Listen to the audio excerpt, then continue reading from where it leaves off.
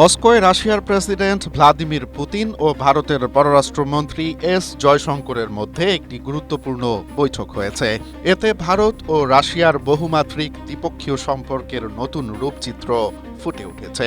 বৈঠকে রাশিয়ার president Vladimir Putin বলেন, অর্থনৈতিক ক্ষেত্রসহ প্রায় সব ক্ষেত্রেই দুই দেশের কাজ দ্বিপক্ষীয়ভাবে সমান তালে এগিয়ে চলছে।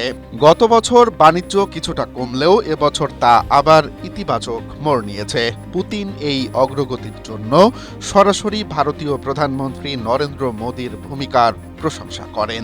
একই সঙ্গে তিনি ভারতীয় কৃষকদের জন্য সার সরবরাহ নিশ্চিত করা এবং পারমাণবিক শক্তি ও হাইটেক খাতে সহযোগিতা বাড়ানোর আশ্বাস দেন।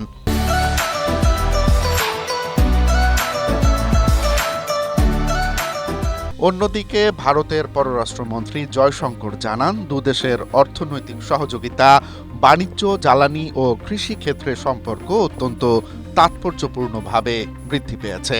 জয়শঙ্কর পুতিনের হাতে নরেন্দ্র মোদীর একটি ব্যক্তিগত চিঠি তুলে দেন। প্রস্তাবিত সূচি অনুযায়ী আগামী এসসিও সামিটে পুতিন ও মোদীর মুখোমুখি সাক্ষাৎ হবে।